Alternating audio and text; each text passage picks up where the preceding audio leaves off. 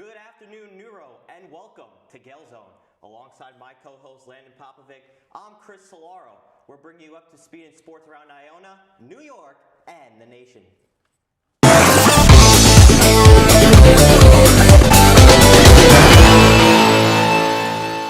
The Iona Gaels men's basketball team came up short on Saturday night, falling 83-76 to the Mount St. Mary's Mountaineers at the Heinz Center. Graduate Lamine Zabali placed the Gaels with a 20-point, 11-rebound double-double in the loss. The Gaels start a road trip tonight at 7 in Buffalo against Canisius in hopes of snapping a 3-game losing streak. Landon, what's going on with women's basketball? Thank you, Chris. The Iona women's basketball team fell to the two-time defending MAC champion Fairfield by a final score of 82-46. Junior Zoe Ward led Iona with 19 points and 8 rebounds, marking her third straight game in double figures.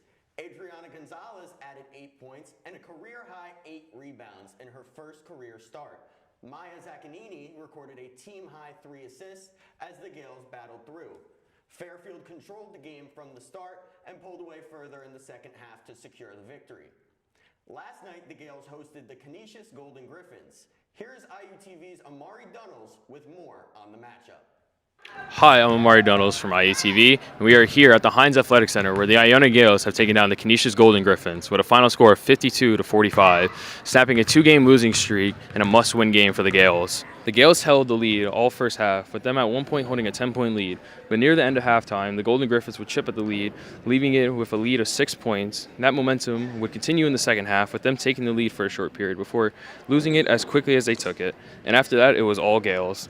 Kept the lead within arm's reach, never losing it for the rest of the game. This was a wonderful all-around performance for the Gaels, with 8 players getting on the score sheet tonight, while defensively forcing 21 turnovers off the Golden Griffins. Isabella Middleton led the charge tonight with 15 points, whilst we're also recording a double-double. We got to speak with Isabella Middleton. It feels good just to be able to come together, even though it wasn't pretty, just to come together and get the job done. Just that we know what we need to do. We have to lock in. It's just about putting our words into action and just coming out every single game and playing hard and playing like it's our last game, because all of these games literally determine our last game of the season or whatever, like where we fall in the placing for the tournament and stuff. So every game is just really important. Gotcha. We played them last time. We played hard. Our game plan's defense, take care of the ball, and we executed that. So kind of just the same thing, bring lots of energy, take care of the ball, be disciplined. Yeah, the results will work itself out. The Gaels will face Niagara on Saturday at 1 o'clock. From IUTV, I'm Amari Dunnells. So, Landon, let's talk about this Iona basketball team. We're going to get to the men's in just a second, but let's talk about this women's team. Obviously, huge win last night. Middleton scoring 15 points, Zoe Ward 8, Maya Zaccanini 8. Overall, just a very good team performance overall. I want to get your thoughts, because I know you were at the game last night. What did you see from this team, and what did you take away from the matchup? Yeah, I think what makes this Gaels team so special is their ability to really spread the ball around. I think they do a great job of playing as a team, playing strong fundamental basketball, and I want to give them credit. In the third quarter, they started struggling, actually fell behind a couple times, saw a few lead changes in that third quarter. But they came out in the fourth quarter, adjusted their game plan accordingly, and spread the ball really well, had some key three-pointers from Thivera. And what about Adriana Gonzalez in her first start? Yeah, that was some impressive performance. We take a look at the MAC standings right now to see where the women's team is currently right now. Currently, they're sitting 8-8 in the conference play, ahead of Quinnipiac, Fairfield, Merrimack, Sacred Heart, and Siena. Listen, we got the MAC championship coming up very, very soon, so this was a much needed win just to kind of continue what they've been building off all season, just continue to play the basketball that they've been playing, and I'm sure they're going to be just fine. But let's head over now to the men's side of basketball, and the big story is we know what's going on with this men's basketball team, currently on a 3-game losing streak. And let's be honest, I think all of us are a little bit frustrated and a little bit disappointed with how this team is currently playing right now. We know that this basketball team can play to a certain high level, but during this 3-game stretch, they just have not been putting up the basketball we know they are. We take a look at the men's standings currently right now. As of today, Iona 6-8 in the conference, ahead of Merrimack, St. Peter's, Siena, Quinnipiac, and Marist, which those teams have already clinched their spot already in the MAC championship. So overall, you know, you could tell that this team is frustrated. You could tell Gioio is frustrated and the team is frustrated because they're just not getting the looks they want on defensively, especially. They haven't been doing well, and that's been a major issue in the season. You know, when they hit the three-pointers, they're good. But when, you know, they're not hitting those three-point shots and they have to come up with other ways to score the points, that's been a main struggle. And also trying to keep a lead, because we've seen time and time again when they have a 5-point, 6-point lead going into the half, they go into the second half and it's like, what's happening? So I want to turn it over to you, Landon. What do you think of this team thus far? Obviously, this is it. They got no room for error. The final 6 games of the season. They obviously play one tonight, and then they play on Sunday. What do you think they need to do tonight, especially because this is a big game? What do you think they need to do tonight to try to get back to that brand of Iona basketball that we saw with this team in the beginning of the season? Yeah, I think similar to the women's side, the men have a lot of players that can get it done. I want to go back to the first matchup that Iona had against Canisius this season, where 3 players scored over 10 points. Denver Anglin had 14, CJ Anthony had 12, and Kosi Akamitsu had 12 as well. So we're seeing them spread the ball similar to the women's team and get the job done. But the problem is, it seems like when some players are hot, other players' shots are not falling, and that's just bad luck. And I think that turns around. I know Coach Gioio, I have a lot of confidence in him and his ability to get this team ready to play night in and night out. And you mentioned a 3-point heavy team.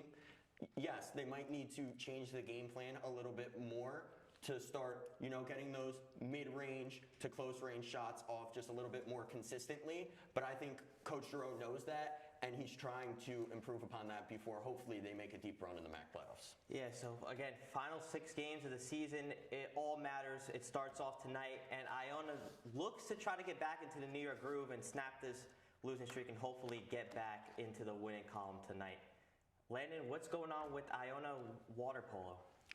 Iona women's water polo faced off against the Gannon Knights on Sunday. The Gales came out on top 16-5, getting their 3rd victory of the season. Senior co-captain Lola Trujillo, sophomore Michaela Arthur, sophomore Grace Goldhammer, and freshman Fiona Rowe all scored 3 goals each. Senior Sadie Salas, sophomore Nicole Morrison, sophomore Blaze Penso, and freshman Sarah Snyder had 1 score each. The Gales scored 16 points on 29 shots. Junior Malaya Penman and sophomore Ella Ferguson had a pair of assists. In net was freshman MJ Metzdorf, who had 10 saves on 12 shots. The Gales also had 8 steals on the defensive side to lead them to victory. They go to Princeton in a Valentine's Day showdown at 1 p.m. Now moving over to Iona men's swim and dive, who are competing in the MAC championships in Geneva, Ohio. Day 1 for the men concluded with them being in first place thanks to the quartet of Nick Patino, Max Bouchen, Wyatt Julian, and Kieran Egan, taking gold in the 200 medley relay with a time of just 1 minute 26.89 seconds. Great efforts by those young men. The Iona men also took charge of the 800 freestyle relay for the first half, but ended up slipping as getting bronze as they were 2 seconds short of silver. Joelle Picard also picked up 3rd place in men's 3-meter diving. The Gales swam extremely well in the men's 200 free relay, but their performance was unfortunately disqualified due to a false start. Coach Nick Cavatoro commented on the situation saying, "We want aggressive exchanges, but the poolside officials saw the violation and it stands despite my protest." The Gales remain in Ohio competing for the championship until Saturday. Chris, what's going on with Iona men's track and field? Iona men's track and field competed in the IC4A Indoor Championships, putting on a great performance and finishing 8th among 20 teams at the BU Track and Center. The Gales' amazing performance was greatly contributed to by junior Aiden Coles, who captured gold in the 1,000-meter run in 2 minutes 22.54 seconds, coming in 3 seconds ahead of the field, posting the fastest time in the MAC this indoor season by a 5-second margin. That performance ranked 4th on the Iona all-time list and stands as the program's fastest in the event in the last 20 years. Senior Matt Rankin earned silver in the 3,000 meters with a time of 8 minutes, 10.56 seconds, which is the fastest mark in the MAC this season by 4 seconds. Now, on the 800 meter, junior Adam Coles added a bronze medal to his day, timing at 1 minute, 51.95 seconds for third place, finishing 1 second behind the winner. Junior Christian Audrin placed fifth. Iona men's track and field head back to Boston this weekend for the David Henry Valentine Invitational. Landon, what's going on with men's lacrosse? Now on to men's lacrosse. The Gaels unfortunately fell 16-7 to the Lehigh Mountain Hawks on Tuesday. On the bright side for the Gaels, sophomore Cullen Lowry led the way with 4 of the 7 Gaels goals. Iona will be look to bounce back on Sunday as they travel to face number 6 North Carolina. Chris, what's going on the women's lacrosse team? Turning to the women's side, the Iona women's lacrosse team opens its season this Saturday at 1 p.m. at Mazzella Field as they take on Central Connecticut. The Gaels will then hit the road Tuesday for a matchup against Vermont. After reaching their first MAC championship game in program history last season, Iona looks to build on that historic momentum and carry it into what promises to be an exciting new campaign. Landon, what's going on with Iona softball? Well, back into the swing of things. Make sure after you're done watching this show, head over to ESPN Plus to watch the Gael softball team take on North Florida. First pitch is set at 3 p.m. or at 3 and 5 p.m. and they'll wrap up their road trip to Florida playing Jacksonville on Saturday and Princeton on Sunday. Good luck, Gaels. Just a little preview on this Iona softball team. 2 players that the MAC released on Wednesday morning, 2 Iona players, Brooke Aker and Haley Guerrero, earned preseason All-MAC honors, so congratulations to both ladies. Just a little bit about both ladies if you haven't heard already. Start off with number 13, the catcher, Brooke Aker. Had a pretty good 2025 campaign that garnered an All-MAC first team honor, so congratulations to her. She started all 50 games for the Gaels, slashed a .302 average, .521 slugging for the year, totaled 45 hits, a team-high 14 doubles, 5 home runs, and a team-best 37 runs batted in. Her 9 sacrifice flies led the MAC and ranked second nationally. She also threw out 9 base runners and caught the Gaels pitching staff that ranked third in the MAC with a 3.24 ERA. Heading over now to the other player, infielder Haley Guerrero. She was also selected to the All-MAC first team as an infielder in 2025. Started 49 games for the Gaels. She registered a team-high 324 batting average, a 438 on-base percentage, and a 655 slugging percentage. She led the Gaels with 48 hits on the year, 41 runs scored, which tied the program's single-season record. She also had 14 home runs, which was the second most in a single season by an Iona Gael and ranked third in the MAC. She also posted a team-high 28 walks and swiped 14 stolen bases. Last year, the Gaels went 29-21 overall, 18-8 in conference play. They also made it to the MAC championship tournament and posted the program's highest win total in 13 years. Obviously, the big story for this one, new head coach Andy Russo was hired back in August, and he said, "From the first conversations with the administration, I felt their passion and commitment to building something special here. I look forward to developing our student athletes on and off the field, competing for championships, and creating a program our community will be proud of."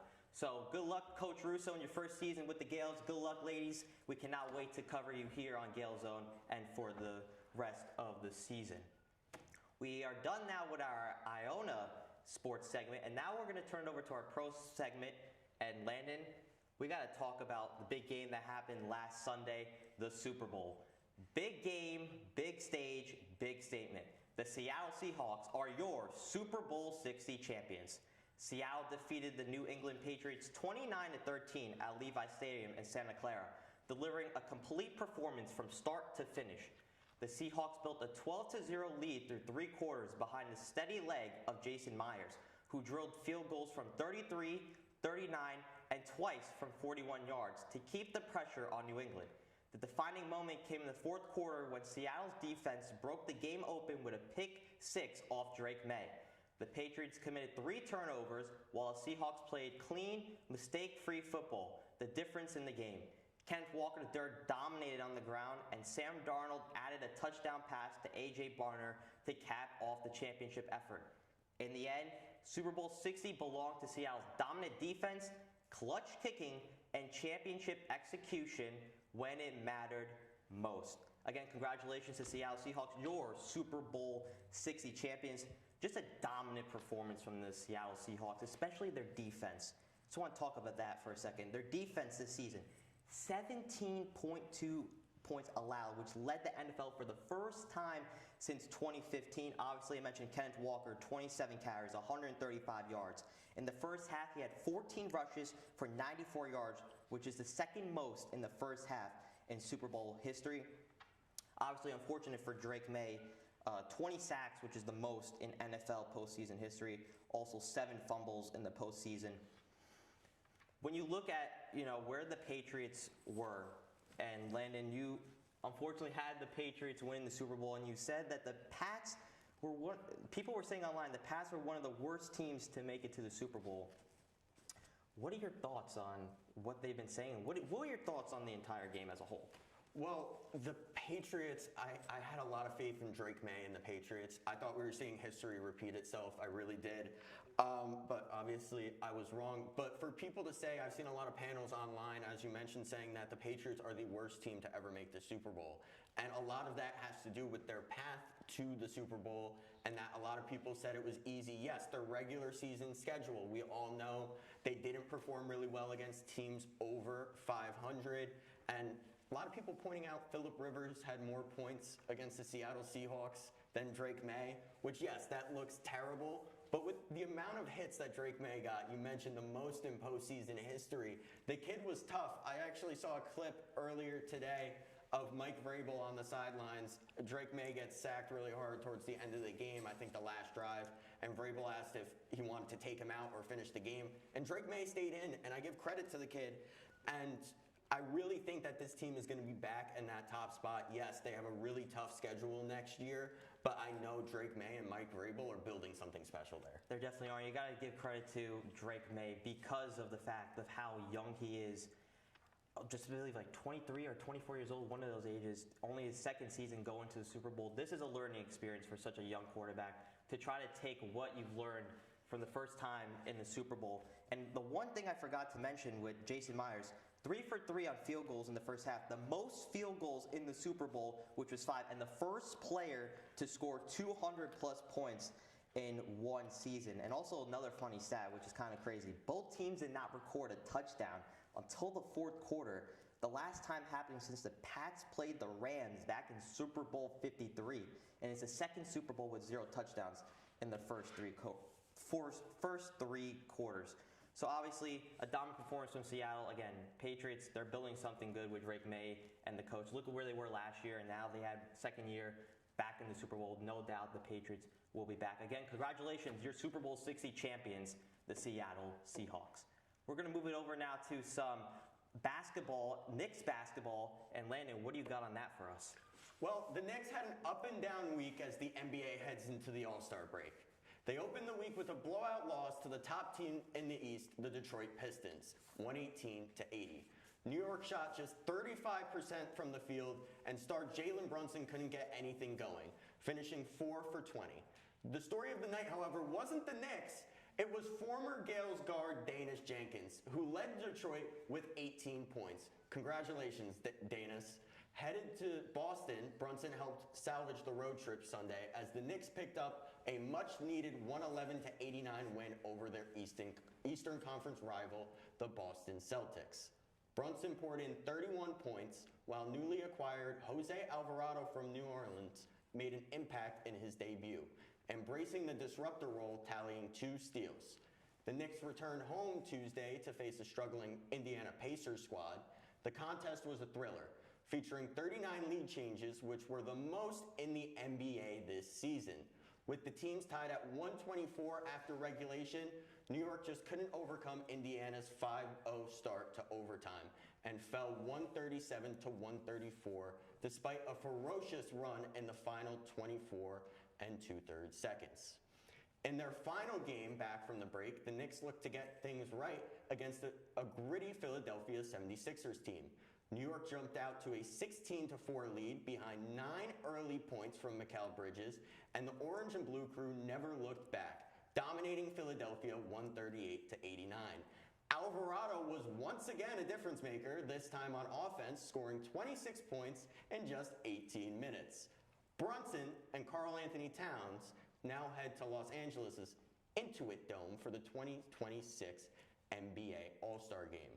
Brunson, playing for the Stripes team, could go head-to-head with his teammate Karl Anthony Towns, who represents the world roster.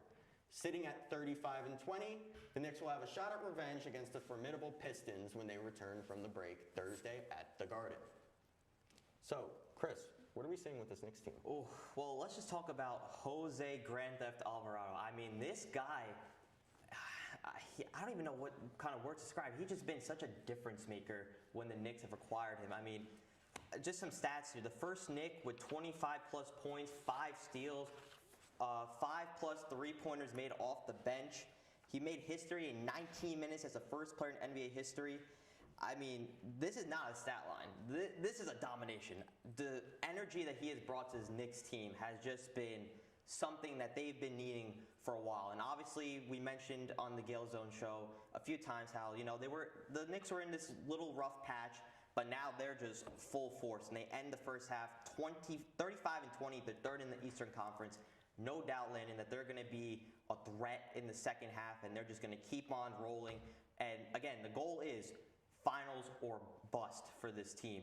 So, any other thoughts about this Knicks team, Landon? Yeah, I mean, you mentioned Alvarado, and I think this whole offense has been doing a great job at getting the job done. Obviously, Jalen Brunson has been a huge part of that, had 30 points in the loss, or in the win against Philadelphia, which was massive. He's always a huge part of that offense for this Knicks team. We know he's a leader in that locker room. And listen, I think this Knicks team is really about to go on a run. You mentioned the impact of Jose Alvarado. Mentioned it last week when they just acquired him, that he was going to play the disruptor role, and he did that immediately, first against Boston in his debut and then against Philadelphia. Really impressive. And I would compare this almost to the acquisition of Josh Hart a few years ago. He really added some sort of energy to that Knicks team, and hopefully they'll go on a run. Yeah, well, definitely too. And they face Detroit on Saturday, so definitely going to be a monster second half for these New York Knicks, and we cannot wait to see what they do, and hopefully maybe bring the championship back to New York. We now jump all the way to the Atlantic Ocean, to Milan, Italy, for the 2026 Winter Olympics men's and women's ice hockey. For the first time since 2014, NHL players are allowed to participate, making the tournament much larger than the previous two. Now, let's look at the women's tournament, where Canada faced the United States in a primetime matchup. NHL players going to play in Milan in the Winter Olympics. How hyped are you, Landon, to see the NHL players going over and representing our country? Yeah, you mentioned it. How cool is it to see some of our favorite players here in New York do well? Brock Nelson doing well last night. Getting up there in age might be his only Olympics he gets to play in, because unfortunately there hasn't been one, as you mentioned, and he got the job done, getting 2 goals, adding that insurance goal. And what we mentioned as well is 2 goals were called back for the U.S. So this game easily could have been 7-1. Really exciting on the men's side. But how about the women? They changed the narrative against Canada. Canada has never been shut out in the Olympics before, but this U.S. women's hockey team was able to do that. What an impressive performance. But one thing people are saying is, obviously, Canada was without their team captain in that game. Hopefully we get to see a rematch in the gold medal game. Yeah, we cannot wait. I mean, hopefully the USA can bring a medal back. We cannot wait to see what else both men's and women's ice hockey does this Olympic, and we cannot wait to cover it here on Gael Zone. Well, that'll be us for us today. On behalf of the entire crew here at Gael Zone, thank you so much for tuning in. From Landon Popovic, I'm Chris Cilauro, telling you to take care, enjoy the weekend because it's a holiday weekend, and as always, make sure you get your homework done.